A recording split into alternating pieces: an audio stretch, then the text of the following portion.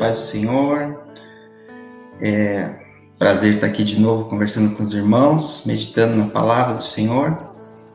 E não faz tempo o pastor Felipe esteve aqui falando sobre o Pai Nosso e sobre a oração intencional. E o Senhor me levou de volta a esse texto tão conhecido, né? Mas sempre tão rico. Então eu queria pedir para os irmãos abrirem aí, quem tiver com a sua Bíblia, Mateus 6, de 9 a 13. Eu quero conversar um pouco sobre a perfeita vontade de Deus.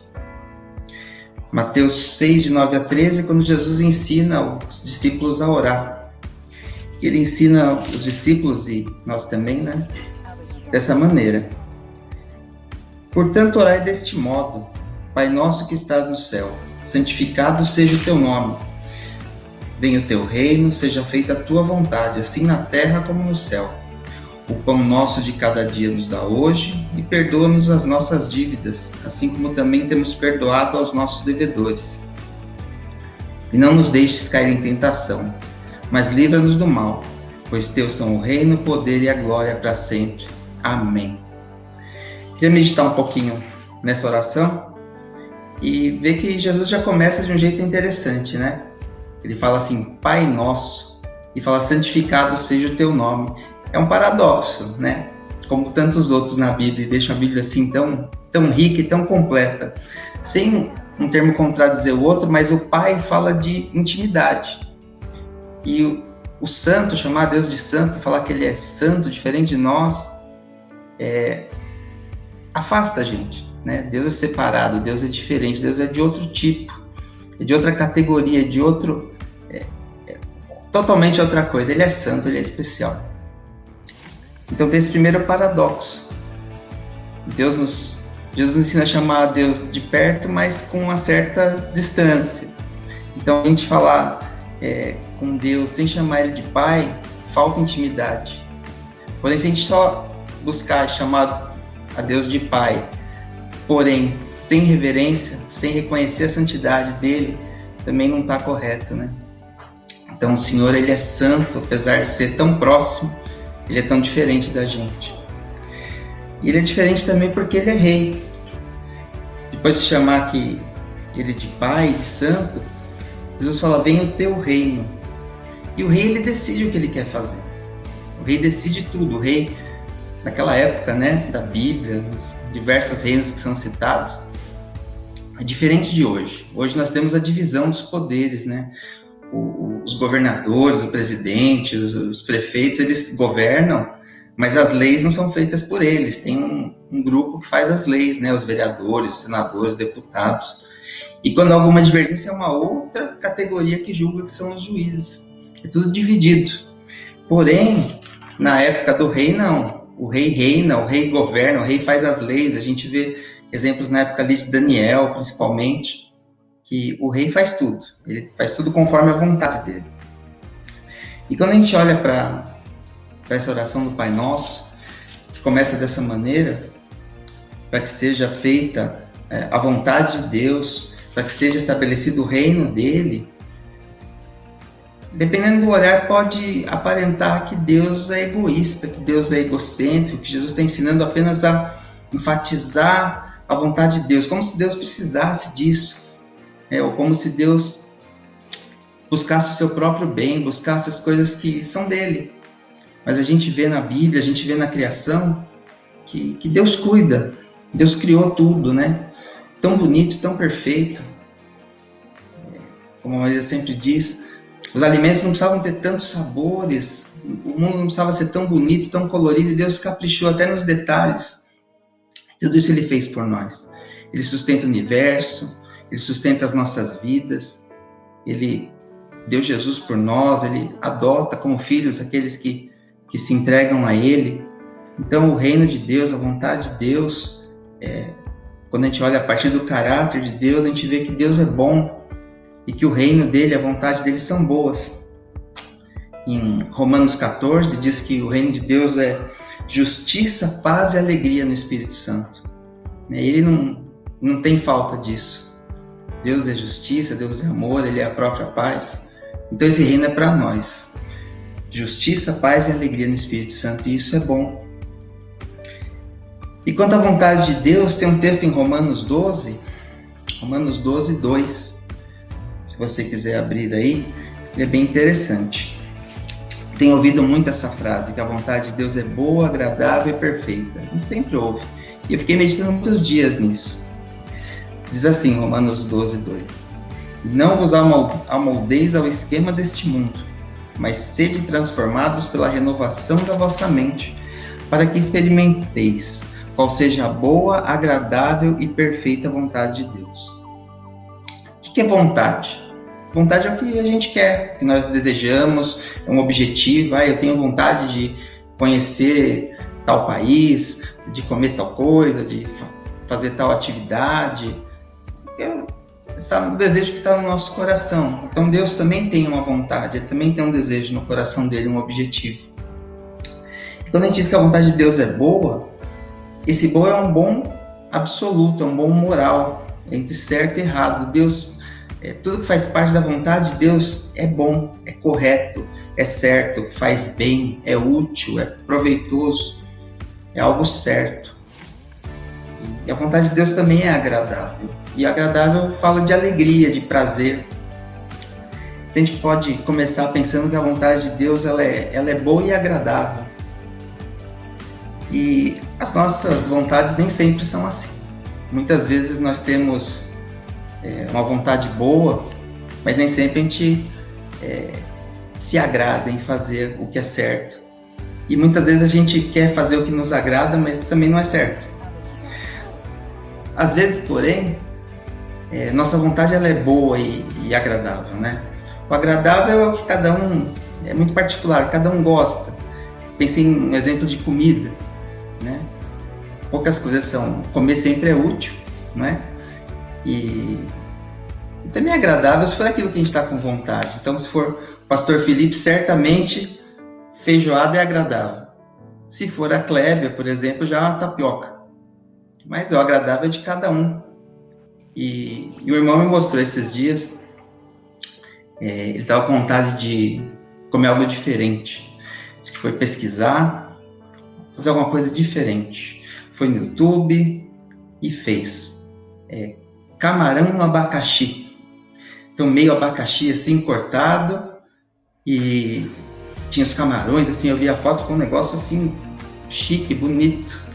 Só que era bom e agradável, mas o processo nem sempre ele é assim tão agradável, porque o irmão teve que pensar o que queria, muitas opções, aí teve que descobrir como é que fazia, comprou tudo, foi fazer, gastou tempo, gastou dinheiro, né? Correu o risco de não ficar tão bom, mas ficou bom, bonito, ficou que eu vi a foto. E o bom e agradável acontece, mas o processo nem sempre é agradável. O objetivo de Deus para nós ele é muito preciso.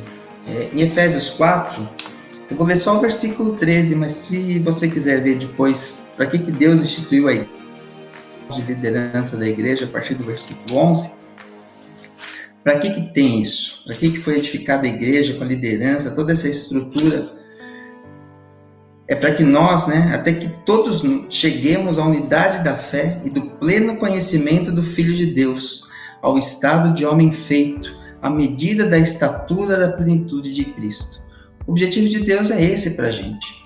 A vontade de Deus para a gente é essa, que a gente seja espiritualmente feito na medida da plenitude de Cristo, Cristo sendo formado em nós.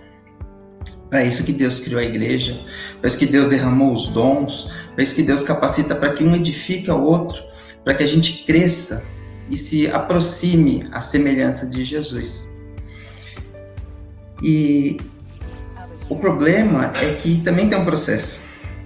Um exemplo desse processo está lá em Tiago 1. Tiago 1, do 2 ao 4, diz assim: Meus irmãos, considerai motivo de grande alegria o fato de passardes por várias provações, sabendo que a prova da vossa fé produz perseverança. E a perseverança deve ter ação perfeita, para que sejais aperfeiçoados e completos, sem vos faltar coisa alguma. Aperfeiçoado e completo, a semelhança de Cristo. Então, o processo é esse. Mas por que ter alegria? O processo pode não ser tão bom, várias provações. Mas o resultado, o objetivo, a vontade atingida de Deus, ela é boa e agradável. Então nós podemos ter alegria porque nós estamos olhando para aquele objetivo, nós estamos olhando para aquela vontade sendo completada, sendo alcançada. Vontade de Deus aqui. E deve ser a nossa vontade também, porque nada é mais importante que isso. Até Jesus, diz lá em Hebreus 12:2, que ele suportou a cruz pela alegria que estava proposta a ele. Então, Jesus suportou a cruz, a humilhação, porque ele estava olhando para frente, ele estava olhando para o que era bom e agradável, não para o processo. Isso deve ser o nosso olhar. E a nossa vontade, então, às vezes, ela é boa e agradável. Porém, a vontade de Deus é boa, agradável e perfeita. A nossa vontade nunca é perfeita. Perfeito fala de exato, pleno, completo, tem um alvo preciso, fala de maduro. Pensa numa fruta madura.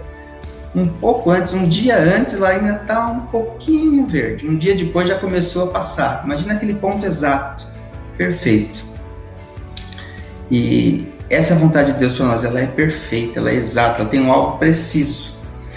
Se você não enxerga assim, se você não pensa dessa maneira, vou voltar aqui em Romanos 12. A Bíblia é muito clara. O problema está na gente se a gente não enxerga assim. O versículo que eu li lá, Romanos 12:2, diz assim: Não vos amoldeis ao esquema deste mundo, mas sede transformados pela renovação da vossa mente, para que experimenteis qual seja a boa, agradável e perfeita vontade de Deus. A vontade de Deus, ela é boa, perfeita e agradável em si. Ela é boa, perfeita e agradável para Deus, para mim, para você, para tudo, para todos, o tempo todo. A vontade de Deus, ela é plena, ela é absolutamente boa. A nossa vontade é boa às vezes, mas a dele é absolutamente completa e perfeitamente boa e agradável. Se a gente não enxerga isso, o problema está na gente, porque a gente está no esquema do mundo, no molde do mundo. A gente está pensando como o mundo. Essa carta foi escrita para cristãos, os cristãos de Roma, para a igreja. Então, às vezes, o cristão ele está com a mente com o molde do mundo. Ele não vai conseguir entender que a vontade de Deus é boa, agradável e perfeita. E aí o que a gente precisa fazer? Renovar a nossa mente. Renovando a mente, nós somos transformados e podemos experimentar, julgar, provar a vontade de Deus como boa, agradável e perfeita. É isso que a gente precisa. Então, se na sua vida tem algum ponto em que você discorda da Bíblia, em que você não quer fazer o que Deus propõe, o que Deus ensina, ou vai contra uma proibição que Deus pôs, não, está errado, eu não concordo, não gosto, você está no molde do mundo. Você não está no molde de Deus, não está no molde da palavra. Você não vai provar, não vai experimentar, não vai saber da tua vivência que a vontade de Deus é boa, agradável e perfeita. Nós precisamos experimentá-la assim, nós precisamos experimentar a vontade de Deus. Ela não vai mudar, nós que precisamos mudar, se a gente não está experimentando isso. E nada vai ser mais agradável na nossa vida, ainda que o processo possa ser difícil, do que experimentar a vontade de Deus para a nossa vida. Vai ser bom, agradável e perfeito. Nada compensa mais, nada é melhor do que experimentar a vontade de Deus. Tem gente que pensa assim, eu não vou pedir a vontade de Deus porque a minha vontade que eu quero, não quero que Deus vá contra o que eu quero, né? As pessoas têm medo, têm uma certa ressalva de falar, Deus, quero isso, mas seja feita a tua vontade, como se a vontade de Deus fosse contrária. Não faz tempo também, o pastor Felipe pregou sobre Balaão, sobre os israelitas no Egito, quando Deus diz sim para aquelas pessoas que sabem que estão fazendo o que Deus não aprova. E aí insistindo, né? Balaão é um bom exemplo, ele insiste com Deus, sabendo que não era a vontade de Deus.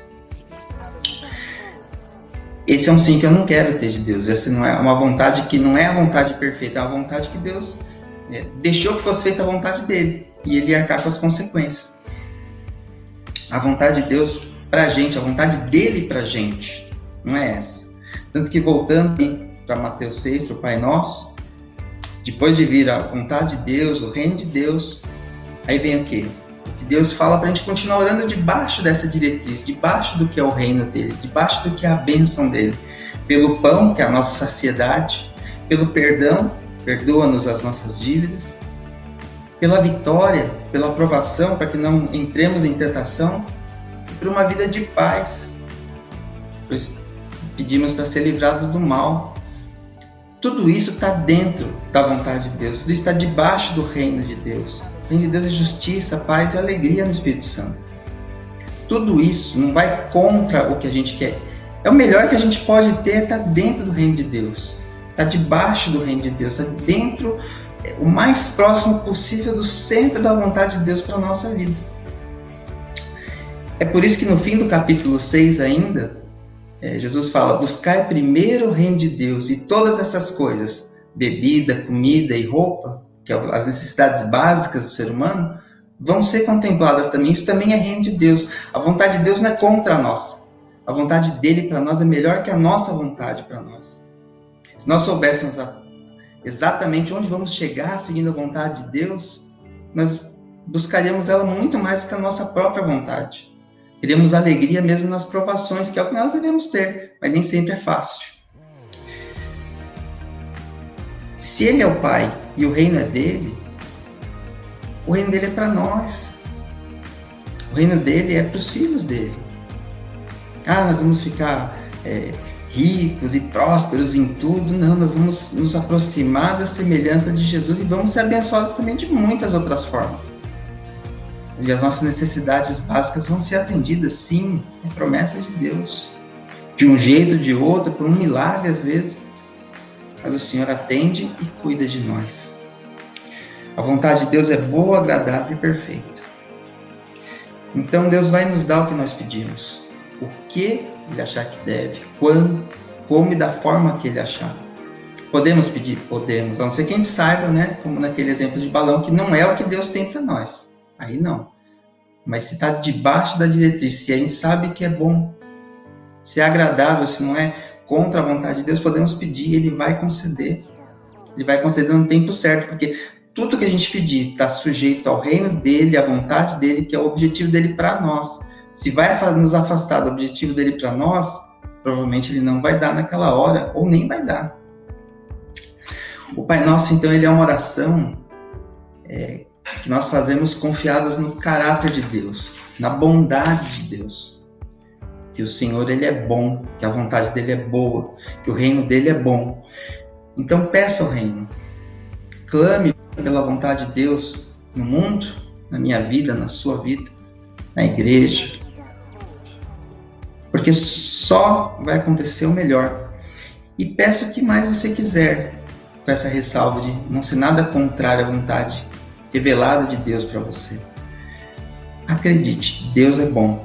Ele vai fazer o melhor na sua e na minha vida. Amém?